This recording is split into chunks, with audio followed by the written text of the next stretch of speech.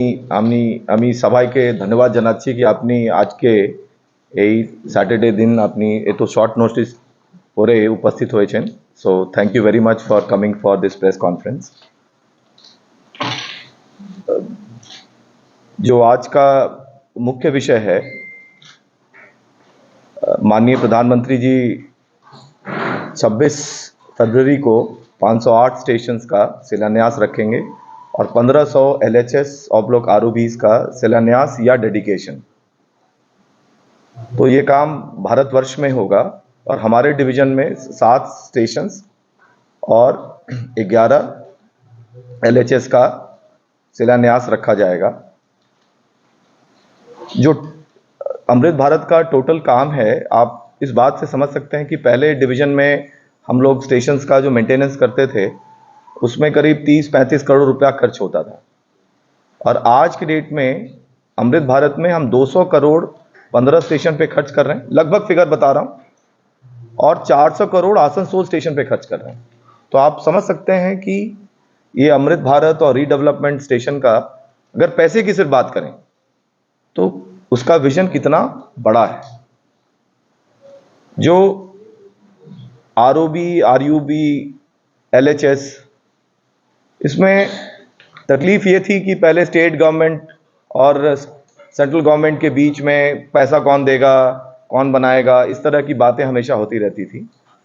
तो माननीय रेल मंत्री के द्वारा एक बड़ा फैसला लिया गया कि सारे ROBs का पूरा खर्चा रेलवे वहन करेगी, और इस स्कीम के तहत डिवीजन में लगभग 70 से 75 ROB, RUB, LHS various stages में हैं। कुछ बन रहे हैं, कुछ की प्लानिंग हो चुकी है, कुछ का एस्टिमेट बन रहा है। उसमें से 11 का शिलान्यास हम कर रहे हैं। मगर मुख्य बात यह है कि इसके ऊपर बहुत जोर दिया गया है, क्योंकि आप सभी को पता है कि ROB, RUB, LHS जो है वो यात्रियों के लिए एक मुश्किल बनता जा रहा है, क्योंकि जनसंख्या बढ़ रही है और ट्रेन बढ़ रही है और गेट्स पे काफ़ी भीड़ बढ़ रही है। तो यात्रियों को बड़ी असुविधा होती है, जनमानस को बड़ी असुविधा हो रही है, क्योंकि उनको गेट पे काफ़ी देर तक वेट करना पड़ता है और जाम लग जाता है। तो ये काम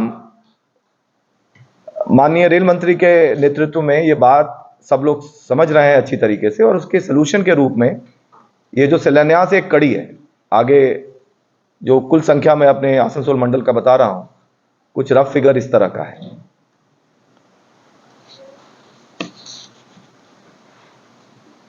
जो 26 फरवरी को जो शिलान्यास रखा जा रहा है, उसका मुख्य मकसद है कि ये बताना कि जो स्टेशंस का परिवर्तन है, क्या हम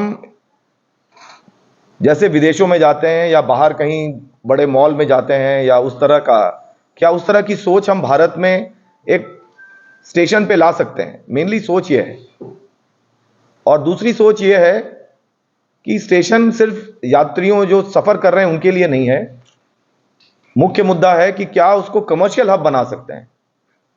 कि नॉर्मली क्या था, जब आप इतिहास को देखें तो एक तरफ शहर होगा और स्टेशन एक होगा, और दूसरी तरफ का जो शहर था वो इतना डेवलप नहीं था। तो अब दोनों साइड के स्टेशंस को जोड़ते हुए डेवलपमेंट की बात कही जा रही है, ताकि स्टेशन एक कमर्शियल हब बने और वहां पे लोग आए न सिर्फ यात्रा करने के लिए, मगर अगर किसी को कुछ खरीदना हो, किसी को कुछ अच्छा समय बिताना हो, तो उसके लिए भी वो आ सकते हैं। मुख्य ये 2 विषयों के ऊपर आज हमने प्रेस कॉन्फ्रेंस रखा है। बट चूंकि आपसे काफ़ी दिनों से बातचीत नहीं हुई है, तो इस मौके पे मैं 2-4 बात और कहना चाहूँगा जो 26 के कार्यक्रम के साथ डायरेक्टली नहीं जुड़ा हुआ है। एक जो लास्ट कॉन्फ्रेंस हुई थी, आप लोगों ने काफ़ी मुद्दे उठाए थे, तो मुझे ये बताते हुए बड़ी खुशी है कि आसनसोल से हम लोग अंडरपास में पानी जमने का कार्यक्रम जो था उसको हम लोग इरेडिकेट करना चाह रहे हैं। लास्ट टाइम 90% सफलता मिली थी, 10% आपके माध्यम से हम लोगों को उजागर होता रहा कि यहाँ पे सफलता नहीं हुई, पानी जम जाता है। मगर इस बरसात से पहले हम पूरी तरह से प्रयत्नशील हैं कि 100% हम पानी जमने इस बार नहीं देंगे। लास्ट प्रेस कॉन्फ्रेंस में आप लोग सभी लोगों ने हाईलाइट किया था इस इशू को। दूसरा इशू हाईलाइट किया गया था कि जो रोड सरफेस है हमारे गेट्स पे, वो बहुत टूटे फूटे हैं, बहुत हालत खराब है। तो फरवरी तक करीब 80% रोड्स बिल्कुल ठीक कर दिए जाएंगे और मार्च जाते जाते 100% एलसी गेट्स के रोड ठीक कर दिए जाएंगे। अगर कहीं कोई गलती मिले, मैं आपसे गुजारिश करूंगा कि आप कृपया उस तरह के जानकारी को हम तक पहुंचाएं।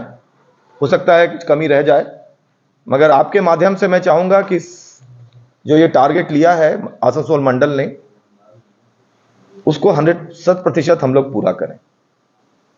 और अंतिम बात जो अपने साइड से मैं कहना चाहूंगा, मुझे 6 महीने हो गए हैं इस मंडल में, और आसनसोल की मंडल की जो रेलवे की टीम है,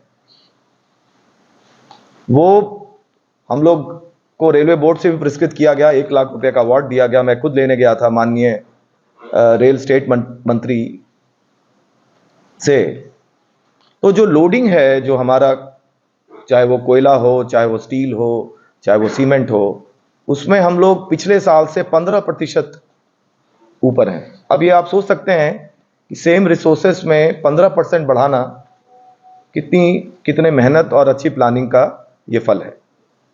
तो ये एक अच्छा काम डिवीजन कर रहा है, जिससे पहले पावर प्लांट्स में आप देखते थे कोयले की कमी रहती थी, आपके द्वारा हाईलाइट होता था कि बिजली अब कम मिलने वाला है।